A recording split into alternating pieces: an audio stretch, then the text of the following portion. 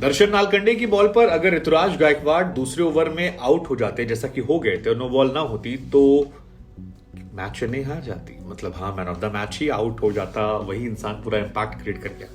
क्या होता, मैच क्या था, क्या होता अगर विजय शंकर को दीपक चहर ने जो नॉन स्ट्राइक पर अश्विन वाले स्टाइल में आउट करने की कोशिश की थी, वो आउट रहता। हालांकि मुस्कुराहट गजब की थी।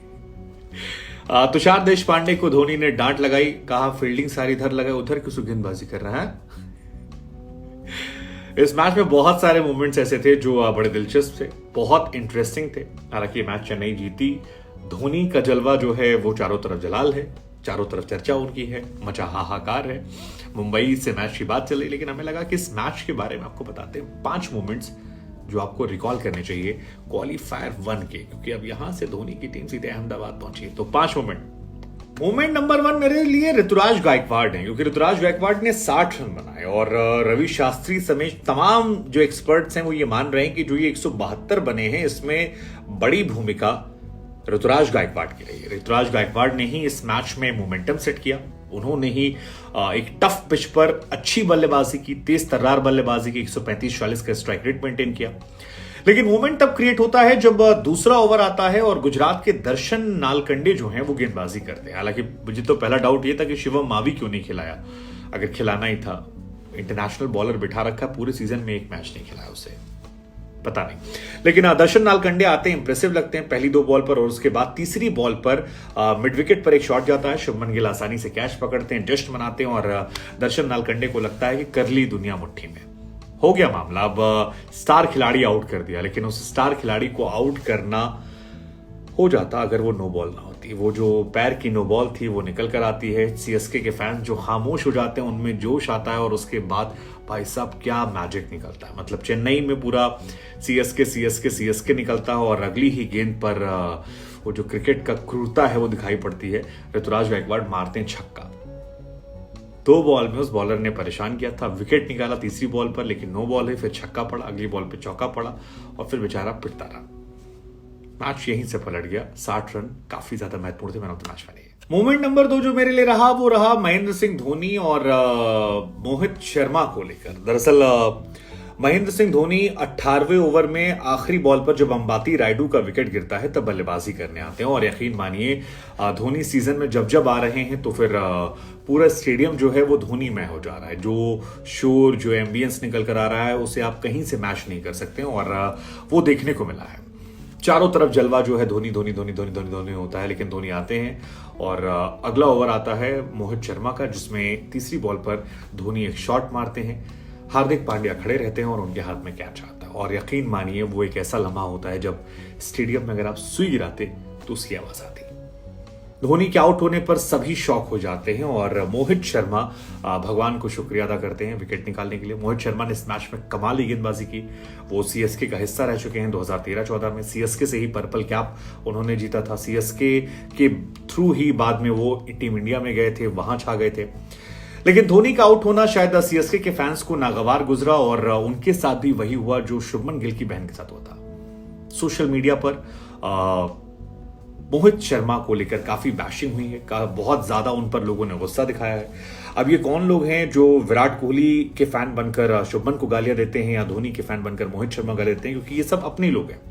तो ऐसे में थोड़ा ये भी शॉकिंग था, लेकिन मेरे लिए मूवमेंट नंबर 2 था इस मैच का। मूवमेंट नंबर 3 जो इस मैच में मेरे लिए था वो था पथिराना को लेकर। पथिराना मलिंगा की तरह गेंदबाज है, मलिंगा के देश से आते हैं, लेकिन आज उन्होंने 150 किलोमीटर की रफ्तार से गेंदबाजी की और वो काफी चर्चा में रही, क्योंकि मलिंगा की तरह तेज फेंकते हैं, मलिंगा की तरह शॉर्ट पिच यूज करते हैं, मलिंगा की तरह यॉर्कर यूज करते हैं, मलिंगा की तरह विकेट टेकर बॉलर हैं, और मलिंगा की तरह अब चेन्नई की वो एसेट बन गए। तो ये काफी इंटरेस्टिंग रहा पथिराना को लेकर। हालांकि पथिराना को लेकर एक मोमेंट और था जो काफी इंटरेस्टिंग था।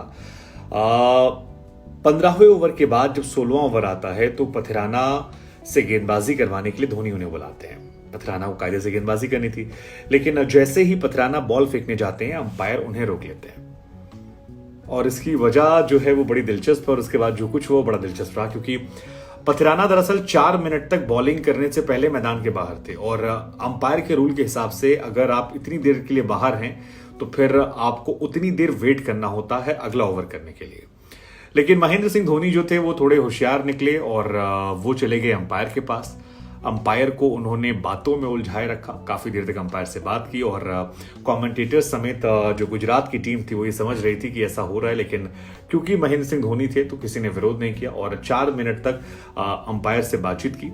जब 4 मिनट खत्म हो गए तो पथराना गेंदबाजी करने आए, बाद में पथराना अच्छी गेंदबाजी की, लेकिन ये होशियारी, चीटिंग या फिर जो भी कह लीजिए, ये एक बड़ा मूवमेंट मैच का था। मूवमेंट नंबर 4 जो मेरे था वो था दीपक चहर और तुषार देशपांडे को लेकर। दीपक चहर अच्छी गेंदबाजी, आप सब जानते हैं कि इस मैच के टॉप परफॉर्मर में वो थे, विकेट निकाले दो उन्होंने, क्रूशियल स्टेज पर विकेट निकाले, दोनों ही ओपनर को उन्होंने आउट किया, रिद्धमान साहा, शुभमन गिल को।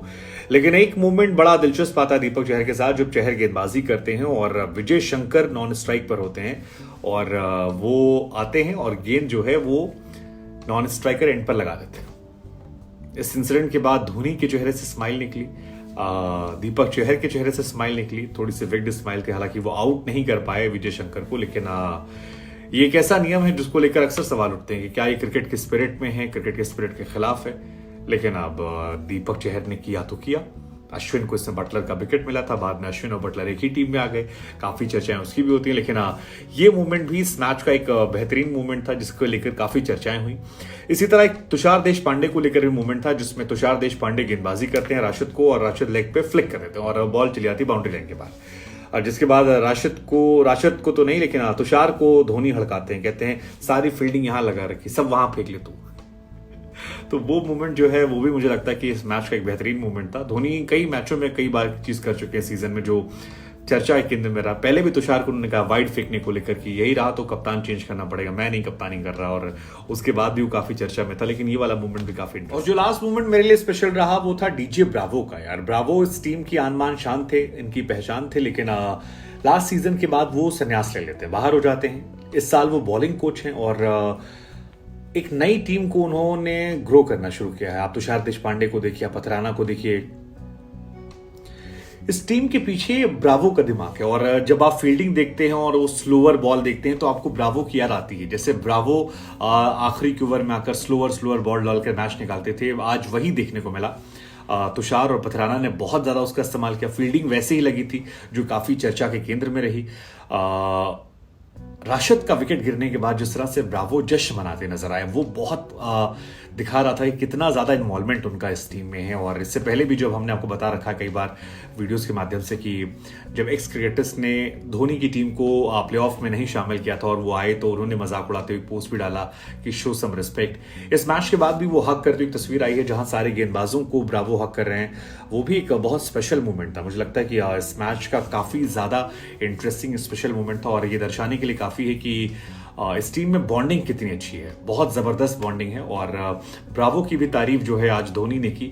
तो मेरे लिए ये मूवमेंट नंबर 5 जो था ये शानदार था। कोई और मूवमेंट जो आपको लगता हो कि आपकी नजर में था, जैसे एक ऋतुराज ने कैच पकड़ा था, वो बहुत अच्छा मूवमेंट था। मिलर को जैसे बोल्ड मारा था, वो अच्छा मूवमेंट था। कोई मूवमेंट आपको लगता है जो रह गया हो?